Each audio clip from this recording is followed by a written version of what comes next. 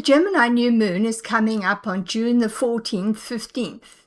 And while some of us might be working on manifesting something new right now, others might just be looking for a heads up on what sort of energies are playing out for the collective right now. Because this June new moon will be unusually close to the Earth, it is classified as a super new moon. All new moons are about new starts, but as Jasmine Boland tells us, with her card for the super moon, at a time like this, the energies are running high. So this is something to keep in mind as we look at what we're going to be doing and how we're being affected at this new moon. For her new moon in Gemini, she has the key phrase, communication is key. And since Gemini is a mutable sign, we have her key phrase for mutable moons as nothing is yet set in stone.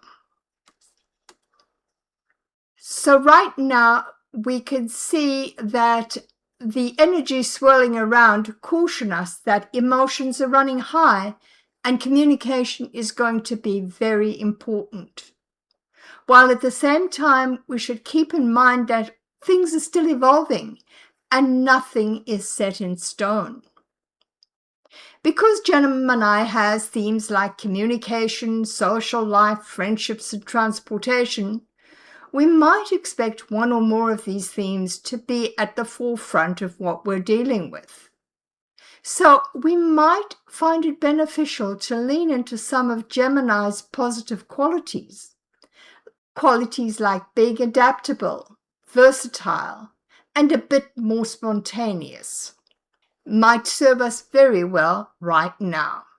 If you're using this new moon to manifest something new in your life, it could be really a good idea to take a moment to get super clear about what it is you want, and then take advantage of this clarity to find the best way to express your intention about what you want to create moving forward. As you start to bring your new manifestation to life, creating your own unique affirmation that reflects both your feelings and intentions, and use that regularly as you work through this, can be really helpful in bringing your ideas to life. So let's put these at the side to remind us of the information. This month, I'm using the Lightseer Tarot to set out a 9-card grid and see what energies we are all dealing with at the moment. I have given these all a good shuffle off camera, but I just wanted to give it another shuffle before we start with laying out the cards. I'm just going to cut the deck and we're ready to place the cards out. So, going to start at the top, and the first card is the 10 of Wands,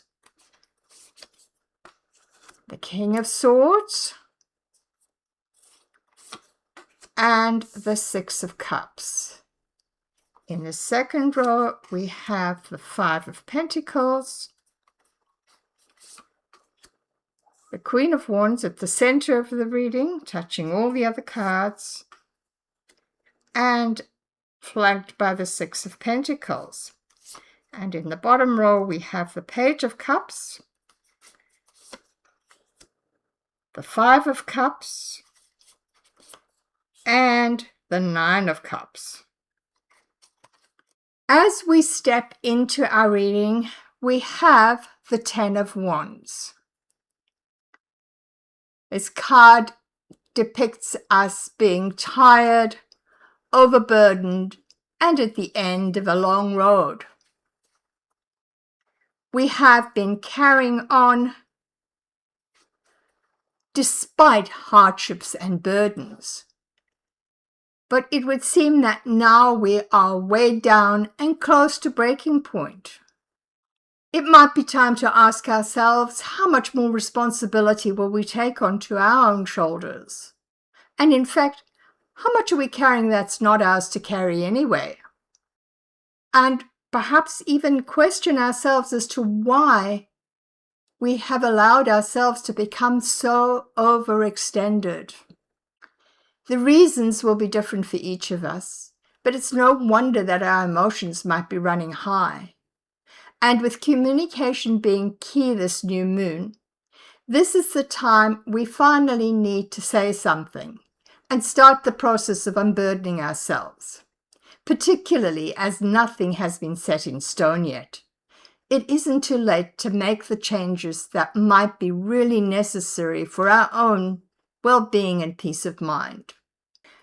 The King of Swords showing up next to the Ten of Wands suggests that it's time for us to lean into the energy of this king. Time to put on a clear, analytical, unemotional hat and truly look into our situation and discern the truth of it. We may also have to review the hard truth of why we have allowed ourselves to get to this point. Are there secondary benefits that have influenced us to continue carrying unnecessary burdens? Whose voice are we actually listening to? Is it our own inner voice? Somebody else's? What answers do we give when somebody asks us why we are doing something? Remember, the King of Swords is ethical and fair, and if we lean into his energy and make the decision of how we will continue on based on what is fair to all, ourselves and others, we will find it much easier to come to an equable place. Next to the King of Swords, we have here the Six of Cups. The Six of Cups can often be a card of nostalgia. And given the burdens that we see under the Ten of Wands, it's no surprise that we might be looking back at the past with a desire to go back to easier days. Or the past might actually point to the reason why we have allowed ourselves to become so overburdened in the first place. If we look at these three cards together, it could well be time for us to take stock of our obligations with a clear and logical mind and consider why we're continuing on with things and patterns that burden us. It's a time for healing, a time for a new way, a time to let go of what may no longer be serving us. So as we move down to the middle row, we have here the Five of Pentacles. This is a card that talks about dealing with hardship, difficulties, lack, or despair. It's often related to material matters like health and finance. However, it could also be an indication of feeling rejected or isolated or victimized. And falling as it does underneath the Ten of Wands, we may really be feeling unappreciated or undervalued. Next to the Five of Pentacles at the center of the reading, we have the Queen of Wands, touching all the cards in the spread. We could see the Queen of Wands as a card of advice on how to act moving forward. This queen is courageous, she's confident, determined, and independent. And while in her element she is unlikely to end up in a Ten of Wands situation, if she did, she certainly wouldn't allow herself to remain there for very long. She encourages us to follow her lead, to nurture our self-confidence and passion, and find the strength and willpower needed, perhaps even some courage, to move forward. On the other side of the Queen of Wands, we have another six, the Six of Pentacles. Now, sixes are about equilibrium, about finding harmony. And in the Six of Pentacles, we are looking at finding a balance between giving and receiving, of having or not having, of being of service to others or being taken advantage of. Finding a fair and equitable balance can be pretty tricky at times. And having a generous spirit and giving to others is a wonderful trait. But it is important to remember that self-care is our own responsibility. And if we give everything we have away, we have nothing left for ourselves. As we look at this middle row, I definitely see the Queen of Wands stepping forward, calling on us to find our courage, to be more like her, to step away from feelings of lack represented by the Five of Pentacles and move into the balance of the Six of Pentacles. Although we should remember that in order to move forward and make this happen, we will have to take some action. And that will require some courage on our parts. But the rewards will be worth it, I think. Moving on to the bottom row, we have here underneath the first column, the Page of Cups. If we remember that in addition to representing situations, court cards can also represent a personality or character trait, it's worth remembering that the Page of Cups represents a gentle, sensitive spirit, one that is intuitive, loving, and emotional. They can also be a dreamer, and it might well be worth remembering that the shadow side of the Page of Cups personality can be gullibility or being a people pleaser. And that sort of attitude towards other people may end up in someone becoming overburdened. It's interesting that this card is showing up here in the bottom left-hand position of the spread, because this is a position that can often indicate an underlying issue that may not always have been seen or acknowledged. So with the Page of Cups showing up here, it's probably a good idea to reflect on your situation and see whether any of the characteristics that we see in the Page of Cups is playing out in our own lives. I mean, if we look down this row, we could find ourselves in the Ten of Wands position, feeling victimized as per the Five of Pentacles, because we are too much of a people pleaser, or perhaps too gullible. Just something to think about. Next to the Page of Cups, we have the Five of Cups. And this card can often represent grief, loss, or regret, whether these come from major life challenges or minor setbacks or inconveniences. Something has been lost, and in order to move on from this place, it's necessary for us to acknowledge the loss and find a way to accept it. And accepting it will then have a better chance of being able to let it go and move on.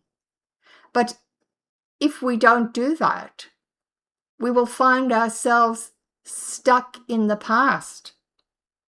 And if we're stuck in the past, we wallow in disappointments and regrets, and we become bitter and pessimistic.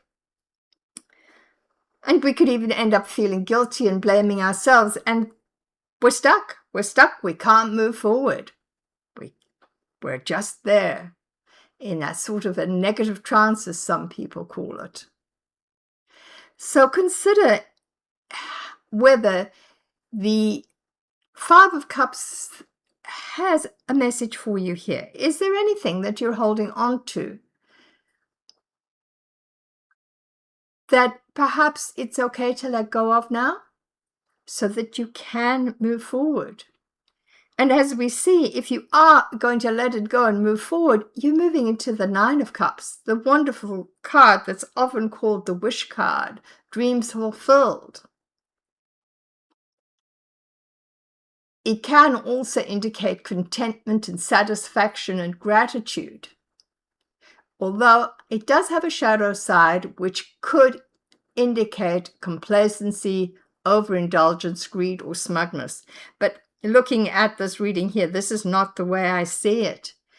Reading these three cards at the bottom, it's time for us to stop pleasing everyone else, let go of the losses we've experienced in the past so that we can move on to our happiness, wishes fulfilled, and dreams come true place. If we read the columns going down, we can see there is a story that could be told about how if we stop trying to please everyone else, we would have time to pay attention to our own needs, which in turn would allow us to stop feeling like a victim. And we then might be able to move away from some of the burdens we've taken on in the Ten of Wands. If we look down the column in the second column, the story could be if we take on the clarity and integrity of the King of Swords and the self-confidence and the enthusiasm of the Queen of Wands, we will be able to find a way to let go of the Five of Cups and start moving on to better things. It's the attitudes that we might need to be able to deal with whatever in the Five of Cups has been holding us back. If we look at the third column here, we could see that if we're able to lean into the generosity and goodwill represented by the Six of Cups and move into the balance of giving and receiving that the Six of Pentacles suggests, we'll be able to move into that wishes fulfilled place of the Nine of Cups. We can get there. It all just takes a little bit of work and effort on our part, and perhaps looking at things a little bit differently and trying a different strategy, bringing something new to the table. Let's see if we can get a little more information by reading the diagonals. And the first diagonal starts at the beginning of the reading. The first card moves through the center card and out through the last card of the spread, the exit card.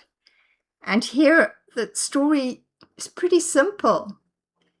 If we act on the advice of the Queen of Wands with self-confidence, courage, and passion, we can stop taking on more than we can handle and see more of our wishes being filled. And if we look at the second diagonal from the Page of Cups through the Queen of Wands to the Six of Cups, the story is really simple. If we embrace our imagination and dreams with self-confidence and courage, we can experience great joy and at the same time feed our own often forgotten inner child.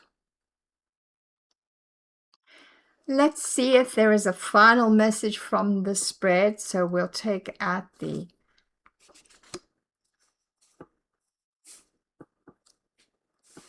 Queen of Wands, Queen of Wands, the Page of Cups,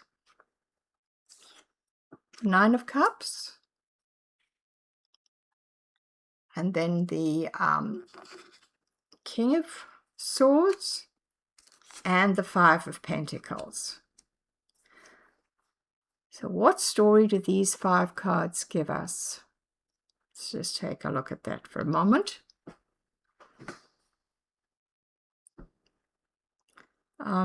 Yeah, let's move those over there. What story do these 5 give us? I would say that if we act in a balanced, down-to-earth, passionate way and remain open to our dreams and imagination, we can be happy, content, and emotionally secure, particularly if we are discerning and objective about letting go of the need to neglect our own basic needs. What message do you see in those 5 cards? Okay, let's round this off with a couple of oracle cards. The first one is from Colette Baron Reid's Wisdom of the Oracles, or Wisdom of the Oracle, sorry. Let's just shuffle these up. What message is here for us today, please? What message is here for us today?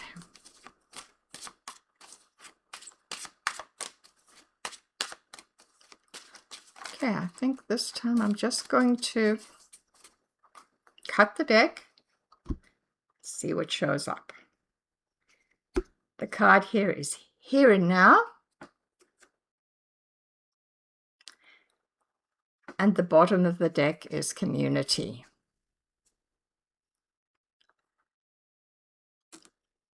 Well, Here and Now is probably a good message for us to consider, because we have to be in the here and now if we want to make any changes.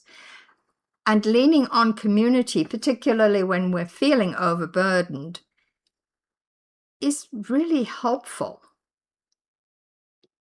We don't have to live in isolation, and we don't have to carry everything on our own shoulders. And so perhaps as you make your decisions and consider how you might move forward, if this is a scenario that is playing out in a smaller or larger scale in your own life, being present and looking at your community might actually help you find some practical solutions in the day-to-day. And for a final message, I'm going to draw a card from Heather Askanosi's Daily Crystal Inspiration deck. See which crystal wants to come forward with a message for us this June super new moon in Gemini. And the card that's come up is Apophyllite, Stay Positive. Apophyllite is one of my favorite stones, and I was first introduced to it when I was first initiated into Reiki many, many moons ago. It's accompanied me on many a journey and is always part of my healing grid. Let's see if there's any message here. Her guidebook says, keep your head up and your hopes high. Instead of focusing on all the things that can go wrong, it's important to focus on all the things that can go right. Direct your attention to all the positives in your life and allow them to motivate you. Stay grateful in the moment. Allow yourself to be excited about a prospect or opportunity. Why ruin all the fun with second guessing and what ifs? A positive mindset, one centered on hope rather than fear, can overcome almost anything. Where your attention goes, energy flows. Let it flow towards the positive. So I think that that is a very apt message to round this reading out. If you found this reading helpful, please like, subscribe, and share so that these messages can reach others who may need them. Sending you all love and light and many blessings.